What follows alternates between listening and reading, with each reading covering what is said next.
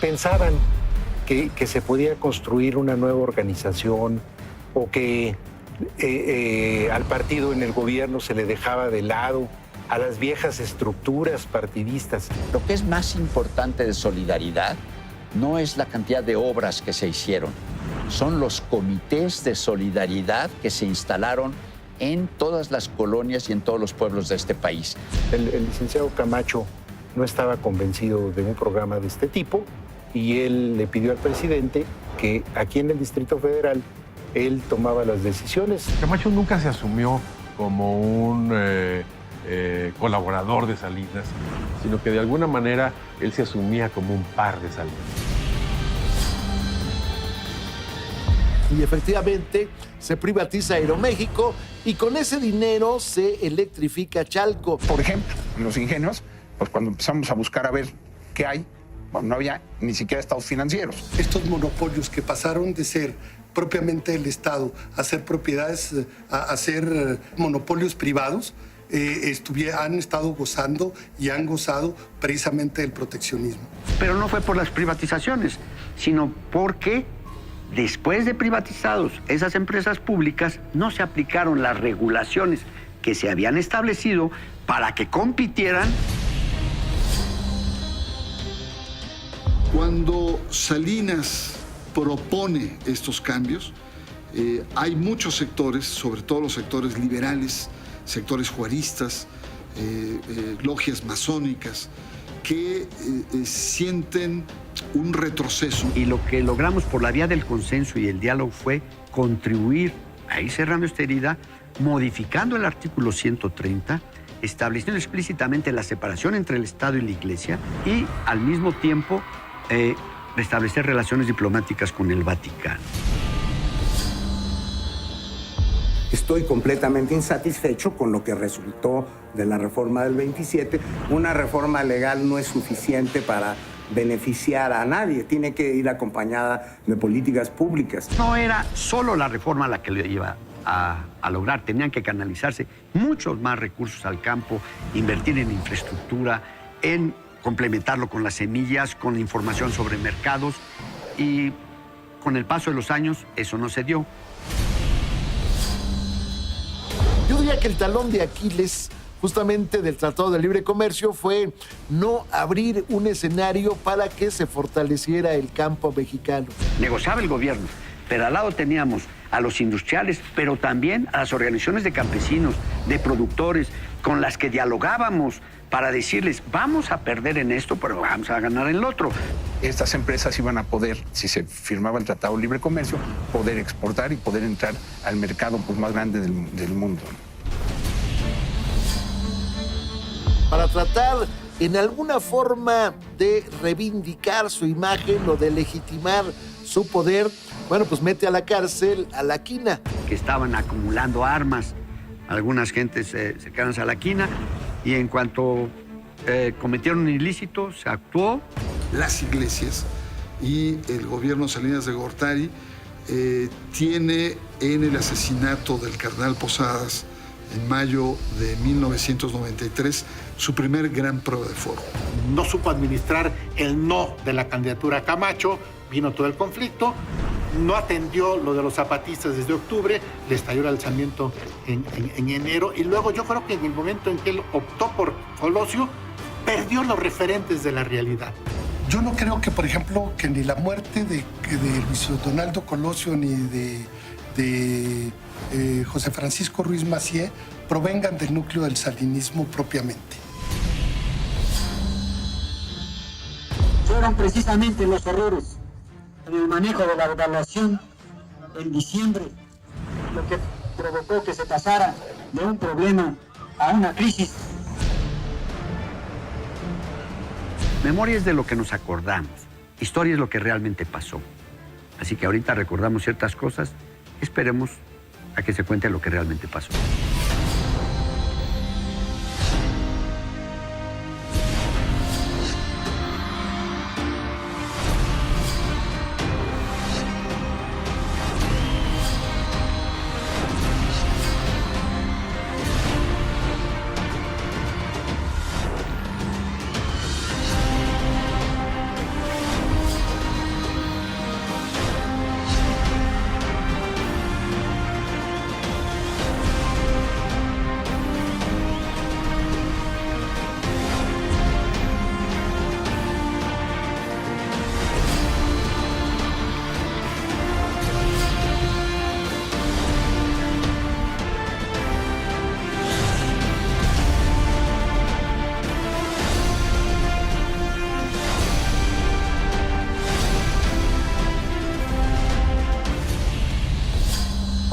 acepto el cargo de presidente de la República que el pueblo me ha conferido. Salinas inició su gobierno el 1 de diciembre de 1988 con su ideario definido.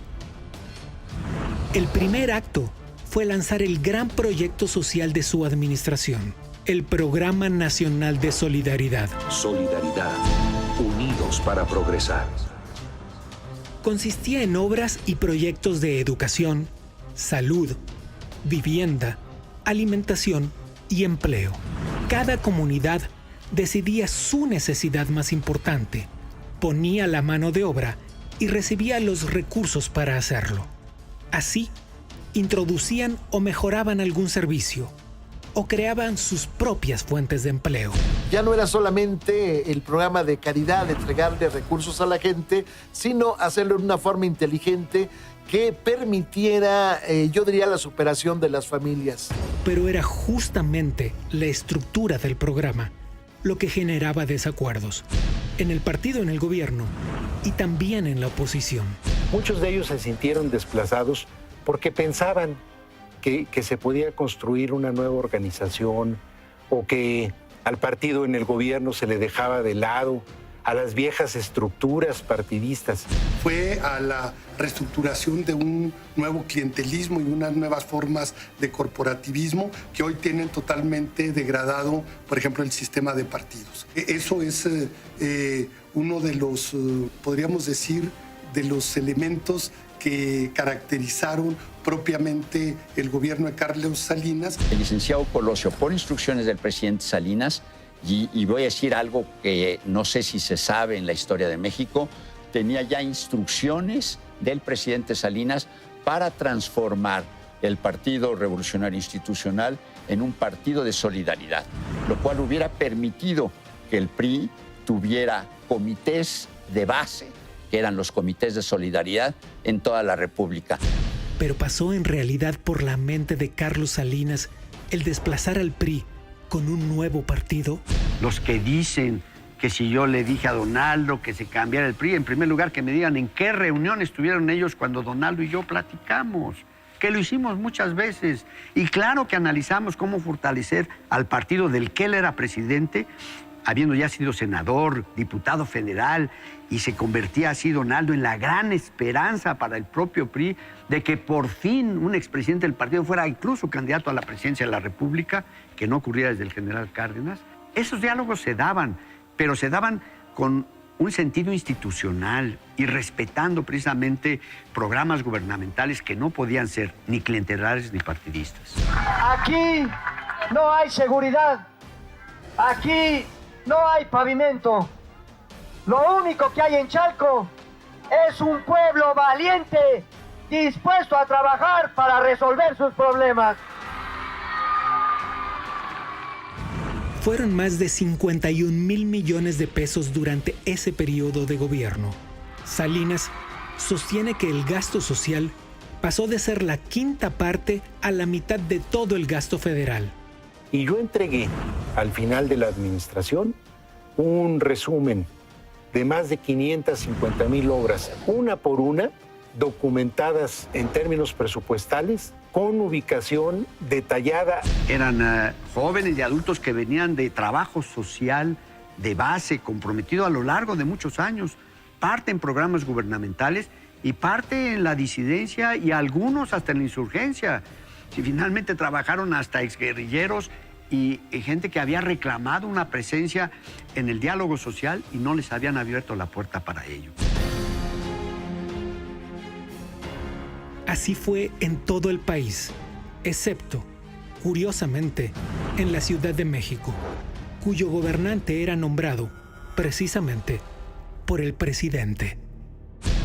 El entonces regente de la Ciudad de México, del gobierno del Distrito Federal, pues él quiso asumir solamente él el compromiso de los programas sociales y no permitió la entrada del programa de solidaridad. Camacho nunca se asumió como un colaborador de Salinas, como lo éramos el resto. es decir, con una posición de subordinación, sino que de alguna manera él se asumía como un par de Salinas. Por una parte, quería dar la impresión de que él no era un tecnócrata, un duro, digamos, sino que él era un negociador y un demócrata, y todos los demás eran lo contrario.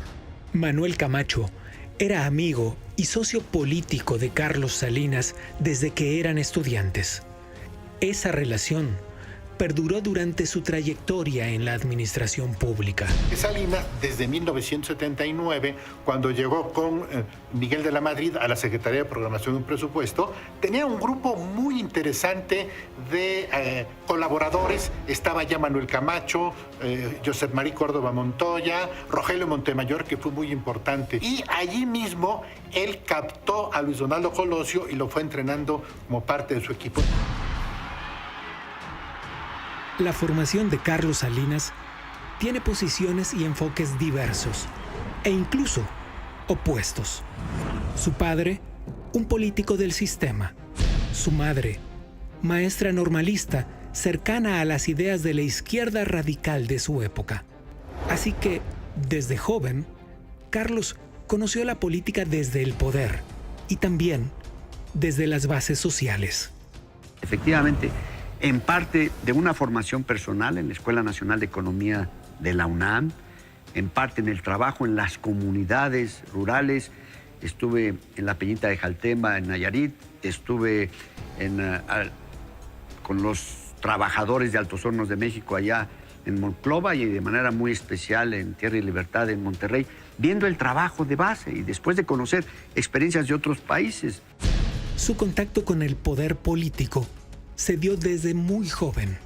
Sí, don Raúl me encargó que se quedara ahí un tiempo, Carlos, para que viera lo que era una Cámara de Diputados por dentro, en acción. Él siempre tuvo la idea de que él quería trabajar para ser presidente de la República. Tras sus primeros pasos en el sector público, se fue a la Universidad de Harvard. Obtuvo una maestría en Administración Pública, otra en Economía Política y un doctorado en Economía Política y Gobierno. Mi tesis doctoral la hice a partir de un trabajo en Tlaxcala, en una pequeña comunidad, en Santiago Tetla, y en otras dos comunidades, una de Tlaxcala y otra de Puebla. Su análisis se enfocó en la organización popular, los liderazgos y el impacto de los programas gubernamentales. Esa fue la semilla que más tarde, durante su gobierno, se convirtió en el Programa Nacional de Solidaridad. Él vivió por varias semanas en una casa de una familia campesina para desarrollar su tesis. En Harvard, tuvo profesores tanto afines como críticos del neoliberalismo, la doctrina que gozaba de un auge particular en el mundo académico de esa época.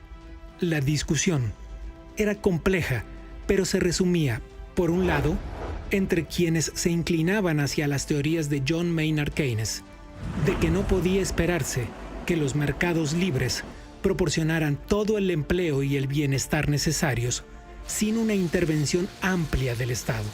Por el otro, la escuela neoliberal de Milton Friedman. Tiene casi un siglo de estarse decantando la posición de los neoliberales, pero cuya propuesta es muy sencilla. Es la preeminencia del mercado y el individuo y su beneficio por encima de cualquier otra consideración. Salinas, presidente, también tenía esa dualidad en su cabeza. El de, por un lado, querer luchar por las demandas de las clases populares, fomentar las luchas de las clases populares, profundizar los comités de solidaridad y, por otro lado, las ideas que estaban en boga en todo el mundo, en las que para luchar contra el estatismo había que ser neoliberal, es decir, había que convertir al Estado en un poder mínimo. El neoliberalismo 4 de marzo de 1992. Ya como presidente de México, Salinas dio un discurso ante más de 5,000 priistas en la explanada de la sede nacional del partido, que cumplía 63 años de su fundación. Se deslindó de 2 proyectos políticos: el paternalismo populista y el neoliberalismo. Actuar como lo promueve el neoliberalismo es entregar la soberanía. Actuar como lo sugieren los nuevos reaccionarios es simplemente provocar intervenciones debilitando la soberanía. Entonces, por eso es por lo que se hizo el liberalismo social. Pero algunos han querido decir, aquellos que privatizan son neoliberales. Aquellos que dicen que hay que tener un mercado eficiente son neoliberales. Pero entonces el presidente Mitterrand de Francia lo iban a calificar como neoliberal cuando privatiza la banca. Al presidente Lula de Brasil, después, cuando también realiza sus privatizaciones, otro neoliberal. Carlos Salinas planteó el liberalismo social en una exposición amplia como la ruta para promover las transformaciones que necesitaba el país. Por un lado, con ideas sobre el libre comercio, un mercado fundamentalmente autorregulado y un Estado rector lo más pequeño posible. Por el otro, el sentido de la soberanía, la democracia, la justicia social y el trabajo comunitario, al estilo de la doctrina del socialismo. Ese era el contrapeso más claro entre su proyecto de liberalismo social y el neoliberalismo. Enfrentaba desacuerdos férreos en los partidos de oposición y otros igualmente fuertes dentro del propio PRI. A esos, Salinas los identifica como la nomenclatura, políticos que se habían beneficiado por años de la época del proteccionismo, la economía cerrada y el control clientelar. Aún así, pocos días después de ese discurso, el PRI publicó un desplegado en los principales periódicos del país titulado El liberalismo social, nuestro camino. Y medio año después, el 19 de septiembre, su dirigencia encabezada por Luis Donaldo Colosio se reunió y elaboró un documento llamado Acuerdo de Querétaro. Adoptaron el liberalismo social como el basamento de la refundación del partido. Para avanzar en las tareas actuales de la nación hemos refrendado hace unos días en el liberalismo social los valores y principios que orientan nuestro quehacer partidista. A mí me ha llamado mucho la atención de que él prácticamente se ha vuelto un crítico del neoliberalismo. Él más bien, incluso, él dice ser un oponente a los elementos del consenso de Washington, pero sin embargo es alguien que contribuyó. Carlos Salinas es economista y político por oficio y por vocación, pero la narrativa de su gobierno tenía también otros contenidos. Sus reuniones en las que me tocaba de pronto participar con Gabriel García Márquez, con Carlos Fuentes, e incluso en alguna con Elena Poniatowska hacia el final del gobierno, eran pues de un hombre que hablaba, digamos, el lenguaje de la vida intelectual del momento. Le permitió de alguna manera ir medio desactivando esta potencialidad crítica que suelen tener los intelectuales cuando, acostumbrados al poder, de pronto quedan marginados. Y tuvo relación con todos. Cuidaba personalmente la manera en que se contaban los hechos que sucedían en su administración. El gobierno del presidente Salinas es el primero que utiliza las encuestas con esos fines. Desde luego, la utilización de estos instrumentos modernos de la comunicación, como las encuestas, los estudios de opinión, etcétera, preferencias, porcentajes de aprobación o del desempeño gubernamental. Es un poco medio sobredimensionado de que sus operadores en comunicación fueron quienes construyeron la figura de Salinas. No es cierto. La construyó Salinas, ya la manejó desde el momento en que tomó posesión.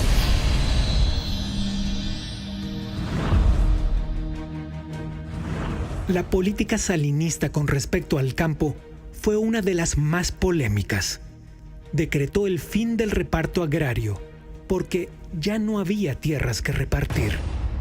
Yo recuerdo que el secretario de la Reforma Agraria, Víctor Cervera Pacheco, me visitó en una ocasión y me dijo: presidente, aquí hay una resolución presidencial de entregar tierras. Le dije, bueno, si ya está firmada y publicada, hazlo. Sí, me dijo, nada más que 5 metros dentro del mar. Ya no había posibilidad de repartir una y otra vez. Impulsó una reforma histórica al artículo 27 de la Constitución.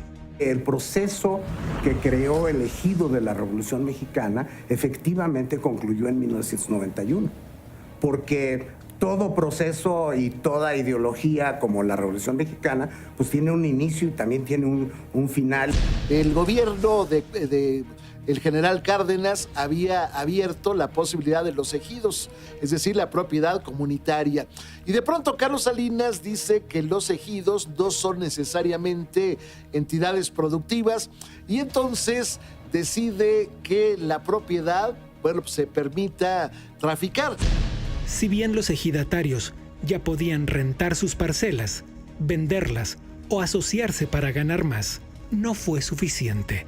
Estoy completamente insatisfecho con lo que resultó de la reforma del 27. Una reforma legal no es suficiente para beneficiar a nadie, tiene que ir acompañada de políticas públicas. No era solo la reforma la que le iba a lograr, tenían que canalizarse muchos más recursos al campo, invertir en infraestructura, en complementarlo con las semillas, con la información sobre mercados y con el paso de los años eso no se dio.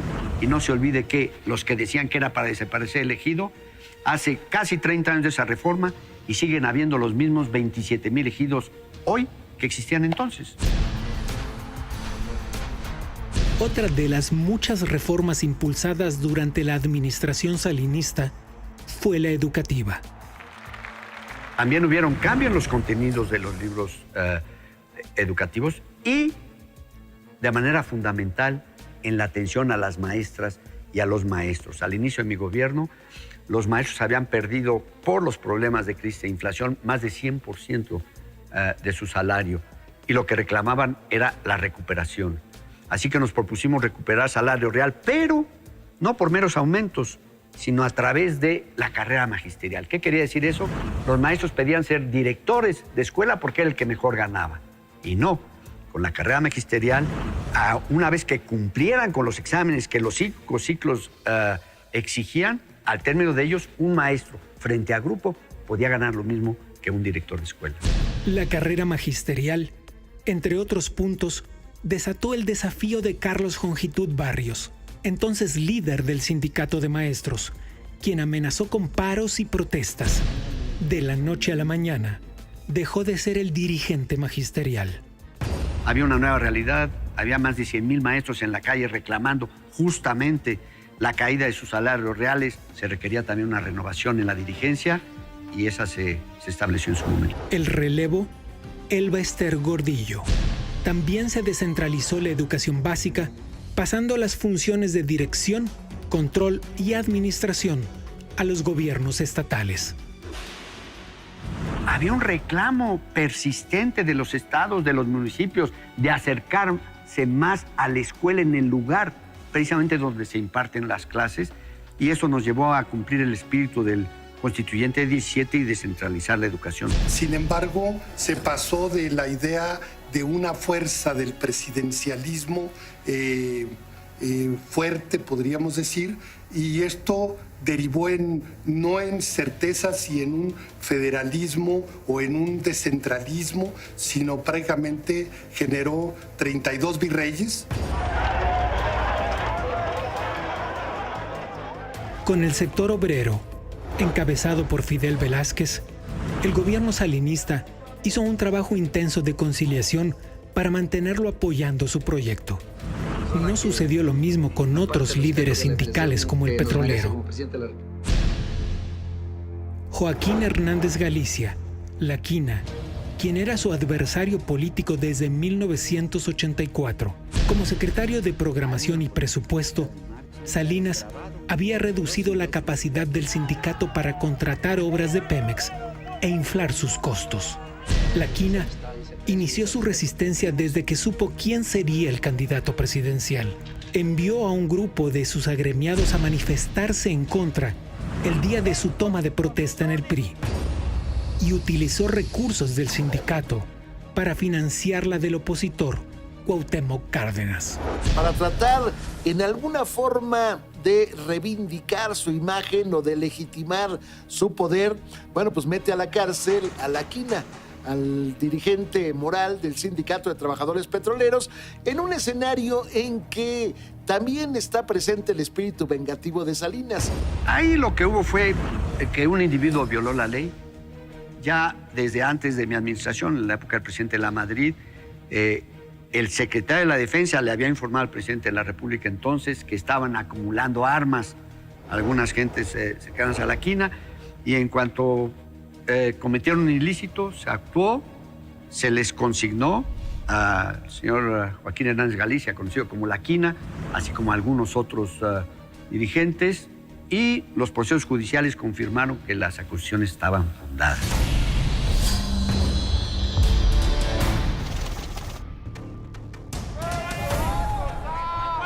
La economía era el centro del proyecto de Carlos Salinas. Sobre México pesaba una extraordinaria deuda externa basada en perspectivas de alza en el precio del petróleo que compartieron en su momento, con cierta imprudencia, expertos, banqueros y gobiernos en todo el mundo. Negociaciones álgidas con los organismos y bancos internacionales, muchas veces a punto de romperse. Salinas y su equipo económico lograron reducciones importantes y tasas de interés más bajas. Para crear confianza, establecieron una rigurosa disciplina en el gasto de gobierno, lo que permitió detener la devaluación del peso y bajar drásticamente la inflación. Por eso es que hemos podido reducir el déficit del sector público a una meta de este año equivalente a 1% solamente del Producto Nacional, la más baja en un cuarto de siglo. Fue una renegociación de la deuda externa que fue concluida más o menos por ahí de junio-julio de 1989, que introdujo ya una perspectiva distinta, por lo menos dio tiempo para recuperar la estabilidad macroeconómica y plantearse un esquema de reducción de inflación, etcétera, etcétera, y lo que vino después, de apertura comercial y económica principalmente. Así comenzó la preparación para la apertura comercial. En lo interno, se revisaron y eliminaron las regulaciones excesivas a la inversión productiva. Y entonces se inicia una situación, yo diría, de armonía del país que le permite, en un momento dado, negociar, por ejemplo, el Tratado de Libre Comercio de América del Norte. Y efectivamente, inmediatamente me habló el presidente Bush y me dijo, vamos adelante en esta negociación. Pedí permiso al Senado mexicano y arrancamos una negociación que sabíamos cuándo empezaba, pero nunca cuándo terminaba. La firma del Tratado de Libre Comercio en 1993, pero que prácticamente desarrolló todo lo que fue el propio sexenio, fue pues algo que trascendió su tiempo y que hoy tiene y sigue teniendo consecuencias en la forma, en la manera como se ha dado este proceso de integración comercial y económica. Podremos crecer más rápido. Puede hacerse la presentación oficial y de manera simultánea. Los presidentes de México, Estados Unidos y el primer ministro de Canadá publicaron el documento de más de 2,000 páginas en una ceremonia de enlace vía satélite. México pasó de ser solo un vendedor de hidrocarburos y de materias primas a un fabricante de manufacturas, con todos los empleos y cadenas productivas que eso implica. Lo que hicimos fue sumar a los productores mexicanos con una novedad que se llamaba el cuarto de al lado. Negociaba el gobierno, pero al lado teníamos a los industriales, pero también a las organizaciones de campesinos, de productores, con las que dialogábamos para decirles, vamos a perder en esto, pero vamos a ganar en lo otro. En la zona norte del país, con énfasis, yo diría en Ciudad Juárez, se creó una gran cantidad de empresas maquiladoras, aprovechando pues la posibilidad de la apertura sin aranceles o impuestos de importación hacia los Estados Unidos. Pero lamentablemente este tipo de empleos no fue suficiente, sobre todo no se incentivó el asunto del campo.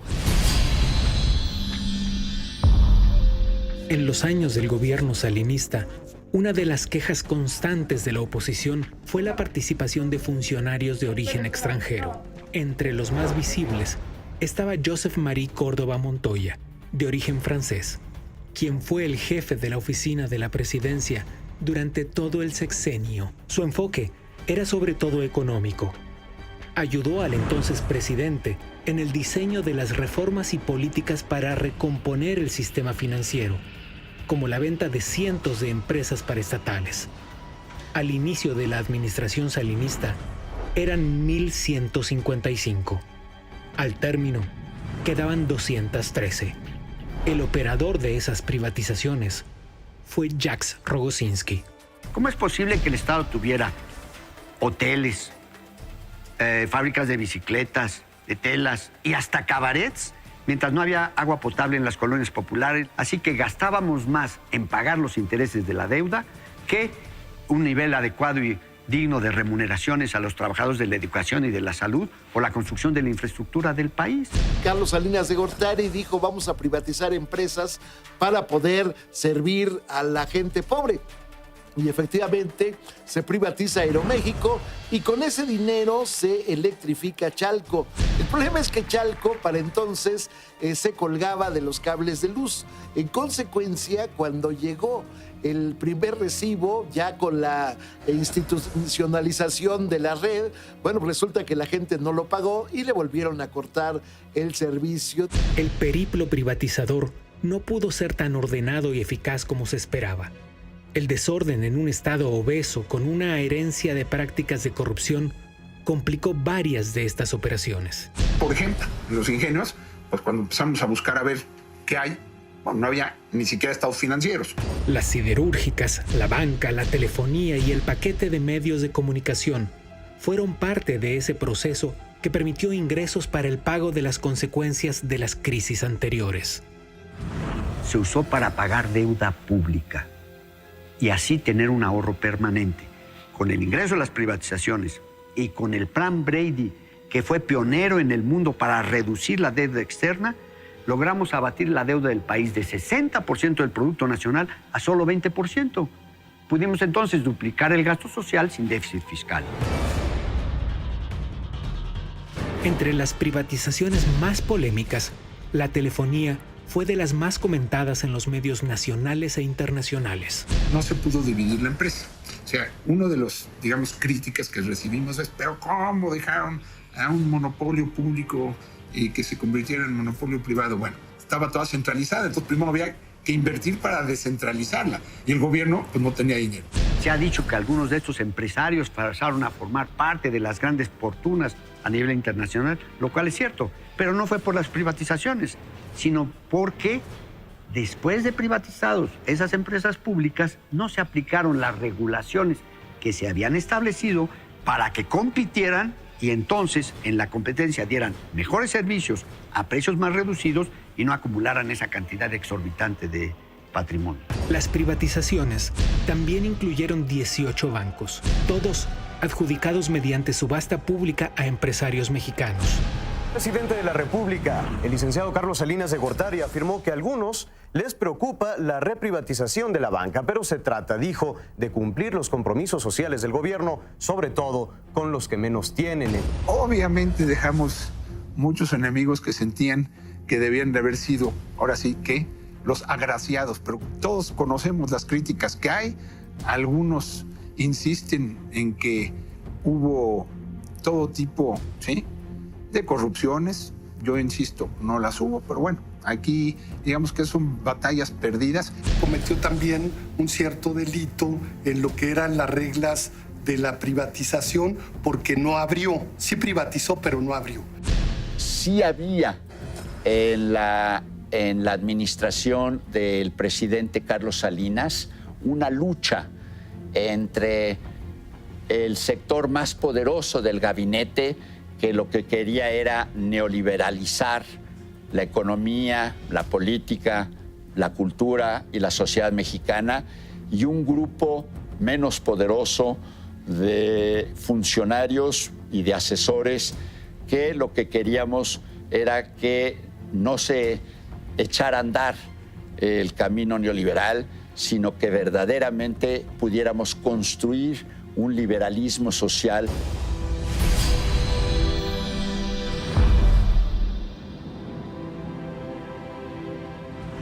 Desde su campaña electoral, Salinas buscó el contacto con sectores diversos e incluso inesperados. Formalmente la iglesia no existía y formalmente la iglesia católica y todas las iglesias tenían encima leyes anticlericales, pero por otro lado, debajo de la mesa, en lo oscurito, en los rincones del poder, la jerarquía, los actores religiosos seguían teniendo niveles de privilegio.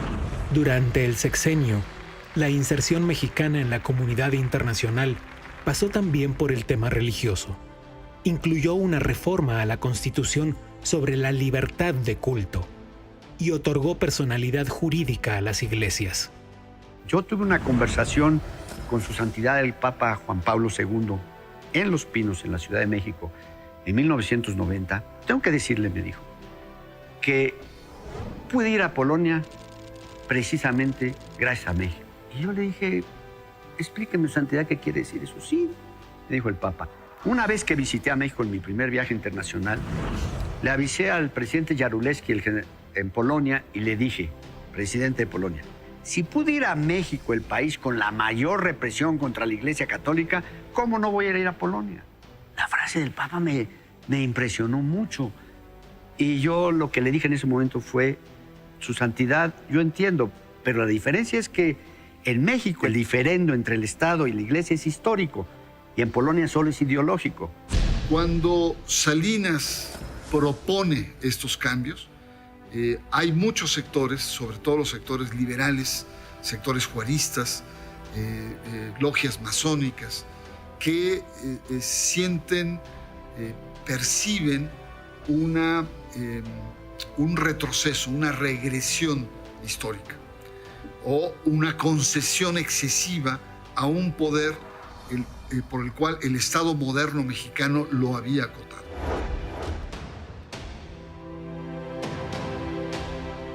Pidió a Luis Donaldo Colosio que hiciera una labor amplia de convencimiento dentro de los sectores más renuentes de su partido.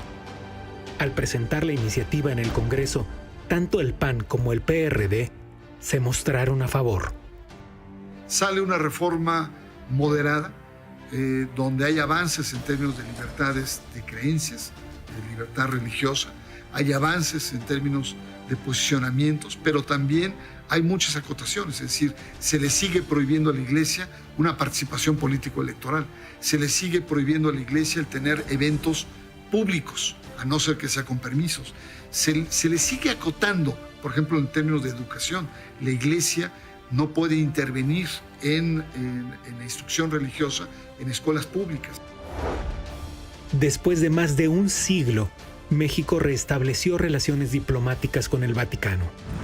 Y en septiembre de 1993, Carlos Salinas recibió al Papa Juan Pablo II por primera vez en su condición de jefe de Estado durante su tercera visita al país, en Yucatán. En los discursos de Juan Pablo II repitió 42 veces a lo largo de una semana el término solidaridad, que en aquel entonces era el programa social también del gobierno de Carlos Salinas de Gortari. Que haga posible una sociedad más justa y fraterna en la que el ideal de la solidaridad triunfe sobre la caduca pretensión de dominio.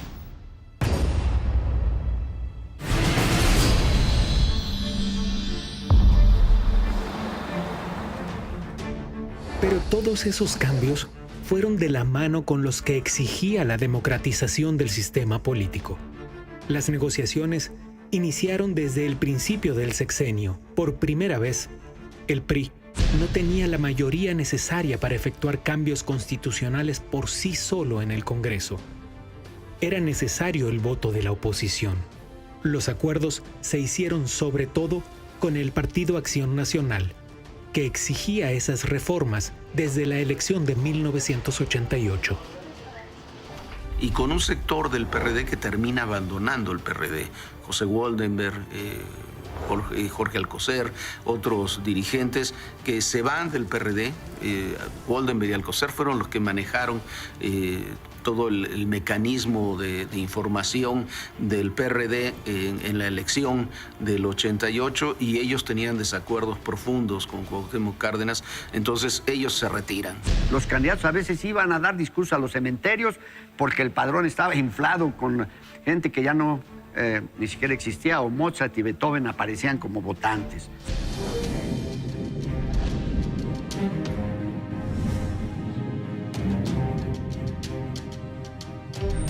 Nació el Código Federal de Instituciones y Procedimientos Electorales. Con él, se dio paso al nuevo Instituto Federal Electoral y a la figura de los consejeros ciudadanos. Aunque en un principio, el secretario de Gobernación continuó encabezándolo. Preferíamos que el sistema siguiera de esa manera para que cualquier culpa, cualquier responsabilidad, se la imputáramos nosotros como oposición y el pueblo en general directamente al gobierno y que no nos pusieran a un hombre de uso para hacer cualquier tracalada. Surgía la credencial de elector, esta infalsificable y con foto y todo. El padrón electoral se volvió confiable ya para la elección de 91.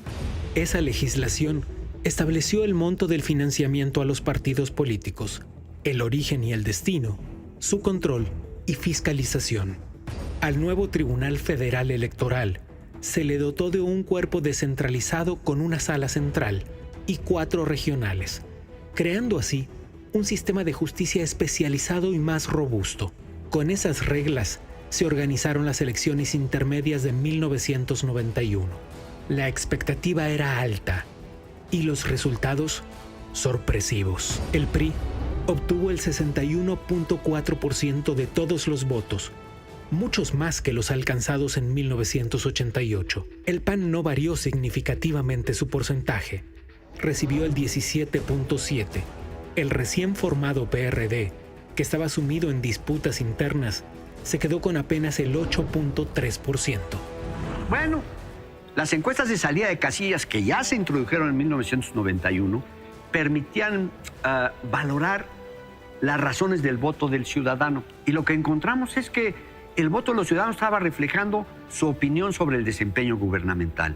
La oposición tuvo avances importantes durante el sexenio. El 2 de julio de 1989, en Baja California, el panista Ernesto Rufo Appel se convirtió en el primer gobernador electo emanado de un partido distinto al revolucionario institucional. En cuanto a la elección mía en el año 89, se ha calculado de que hubo un acuerdo y yo fui consecuencia de eso. Más sin embargo, yo siempre he contestado que los votos de los bajacalifornianos fueron abrumadoramente a mi favor. Los avances democráticos comenzaban a hacerse evidentes, aunque para ese momento, de todos los municipios que había en México, solo 39 tenían alcaldes que no eran priistas. En 1991, el gobierno de Guanajuato quedó bajo la administración panista. También Chihuahua, al año siguiente. Digamos que la oferta de Salinas es abrir a los partidos. Vamos a darles mayor cancha a los partidos para que haya realmente un equilibrio en los poderes del país. Yo creo que esa sería la gran aportación. Ya en camino hacia la sucesión presidencial, en 1993 se planteó la negociación de una nueva reforma política. Se estableció que en la Cámara de Diputados ningún partido podría tener el número de curules suficiente para realizar reformas constitucionales por sí solo. Los legisladores ya no calificarían la elección, sino el Tribunal Federal Electoral. Se establecieron obligaciones para transparentar el manejo de las finanzas de los partidos. Quedó prohibido el financiamiento de extranjeros. Se incluyeron disposiciones específicas para el acceso de los partidos de oposición a los medios de comunicación. La legislación introdujo por primera vez las encuestas de salida y los conteos rápidos. Y se estableció el sistema de resultados electorales preliminares, el PREP, para dar velocidad al cómputo de los votos. Pero los cambios no se detuvieron ahí.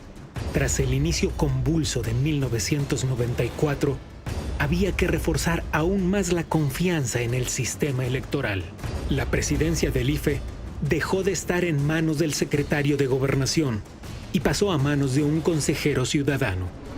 Jorge Carpizo, rector de la Universidad Nacional Autónoma de México, ministro de la Suprema Corte de Justicia de la Nación, primer presidente y fundador de la Comisión Nacional de Derechos Humanos, procurador general de la República, fue en 1994 el secretario de Gobernación que encabezó los trabajos para que el IFE, que se había creado unos años antes, dejara de tener presencia gubernamental y fuera controlados por ciudadanos. Básicamente lo que hoy es el Instituto Nacional Electoral, que entonces, bueno, pues se abre con un personaje importante que es José Woldenberg, un teórico de la política, para que se permita pues la participación de un segmento de la sociedad que había estado ausente, que sería la sociedad civil.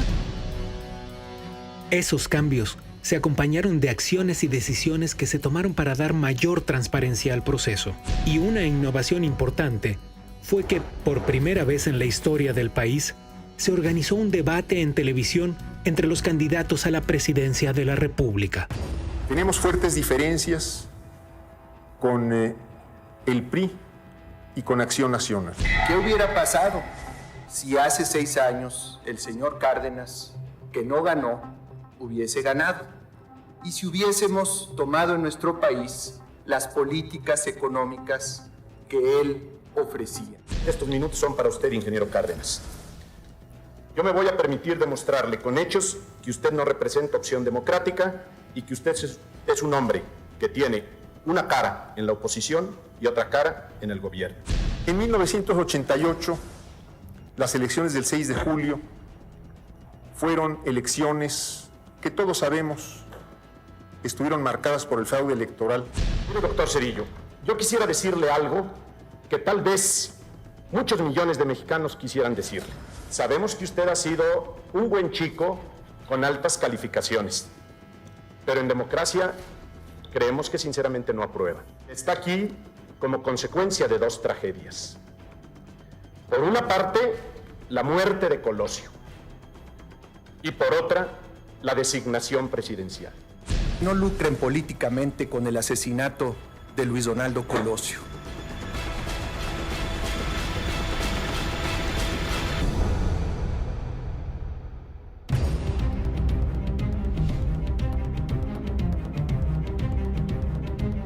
Las transformaciones se sucedieron todo el tiempo durante el sexenio, pero en 1993 inició una serie de hechos que oscurecieron el panorama.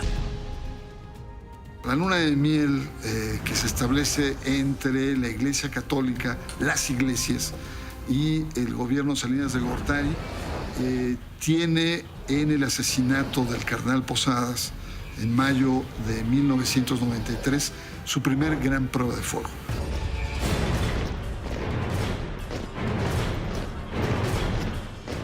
El 1 de enero de 1994, el Ejército Zapatista de Liberación Nacional irrumpió en la escena pública con un levantamiento armado. 10 días después, Manuel Camacho, quien había mostrado su desacuerdo por no ser nominado candidato presidencial del PRI, fue nombrado por Carlos Salinas como comisionado para la paz. Un buen gobierno.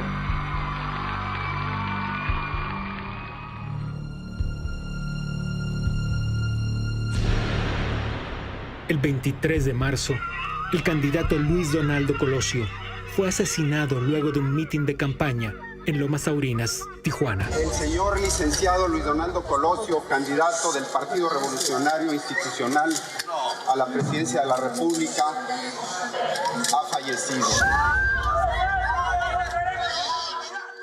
Su coordinador de campaña, Ernesto Zedillo, se convirtió en el nuevo abanderado priista.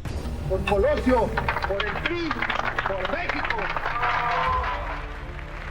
Zedillo era un secretario muy disciplinado con Salinas, siempre lo llamaba el jefe, y en ese sentido tenía Salinas un aprecio por Zedillo. Obtuvo la victoria con el 48.69% de los votos. Diego Fernández de Ceballos, del PAN, quedó en el segundo lugar con el 25.92%, y Cuauhtémoc Cárdenas, del PRD, alcanzó el 16.59%. Tras la elección del 28 de septiembre, sucedió otro homicidio, el del secretario general del PRI, José Francisco Ruiz Massieu, en la Ciudad de México. El final de la era salinista llegó el 1 de diciembre de ese atribulado 1994. Ernesto Zedillo tomó posesión como presidente de México, pero aún no terminaba el año. Entre el 19 y el 21, un importante déficit en la cuenta corriente de la balanza de pagos heredado de la administración anterior y la falta de un plan estratégico de la nueva hundieron al país en una nueva y amarga crisis. Se reúnen un grupo de empresarios, fundamentalmente los presidentes de los organismos integrados al Consejo Coordinador Empresarial, y se les pregunta cuál sería la ruta. Es decir, si se mantiene el deslizamiento de la moneda en relación con el dólar o de plano se hace una devaluación de carácter traumático. El haberle dado a conocer esta medida a empresarios, bueno, pues por ahí se abrió una rendija y al día siguiente había una fuga terrible de capitales que se había venido acumulando a través del 94. El legado salinista se esfumó. Después, el estruendo. El gobierno de Ernesto Zedillo continuó responsabilizando a su antecesor de la crisis económica. En realidad, la gestión de crisis de ese gobierno empieza a tener éxito cuando logra colocar la culpa o la responsabilidad de la crisis en el gobierno anterior, pero tampoco, era convincente con puras frases. Es cuando empieza, el accionar contra la familia del presidente Salinas, primero con la aprehensión de su hermano Raúl Salinas. ¿Le hubiera ido mejor al finalizar su mandato si el siguiente mandatario hubiera sido miembro de un partido de oposición? Yo siempre tengo un gran respeto por el ingeniero Cárdenas. Yo lo escuché con atención y él me hizo una reflexión que pareció profética, porque me dijo, si yo gano, sin duda trataré mejor al expresidente de lo que lo tratarán aquellos que resulten de su propio partido. 2 de marzo de 1995. 91 días después de haber dejado la presidencia, Carlos Salinas apareció en la modesta casa de Rosa Ofelia Coronado, en Monterrey. Ahí inició una huelga de hambre. Su protesta era porque denunciaba una persecución del gobierno que encabezaba Ernesto Zedillo. Y que se reconozca en México lo que ya se reconoció en el extranjero, que fueron precisamente los errores en el manejo de la devaluación en diciembre lo que provocó que se pasara de un problema a una crisis y no precisamente lo realizado en mi gobierno. Carlos Salinas salió del país el 10 de marzo.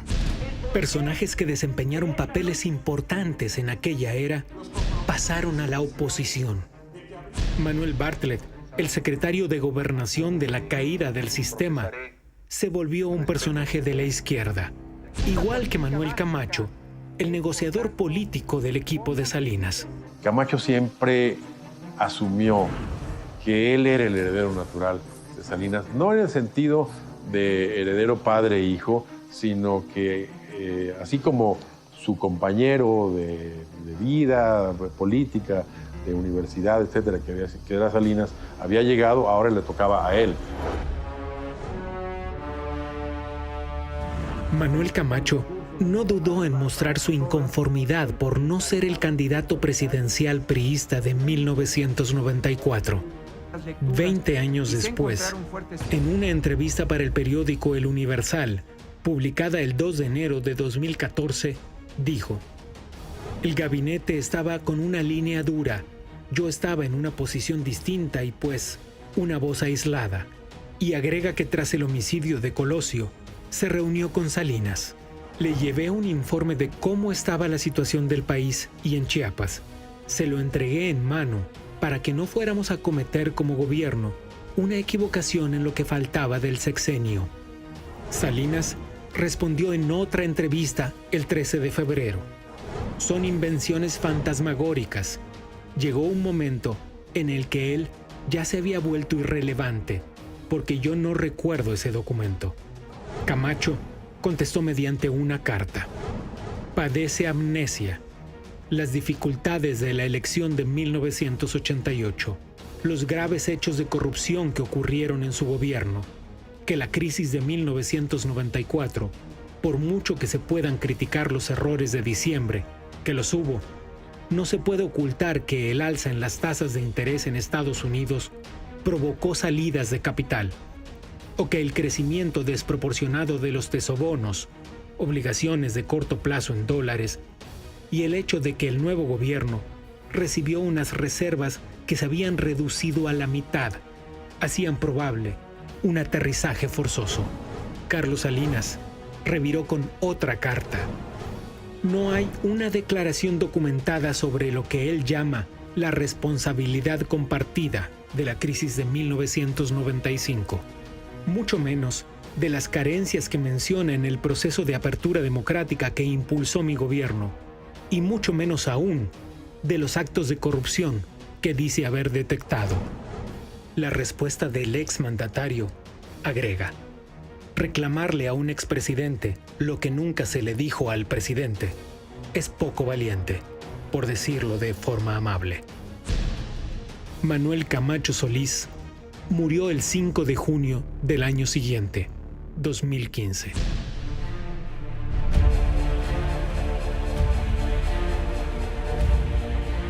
Pasado el tiempo, Carlos Salinas continúa presente en la agenda pública.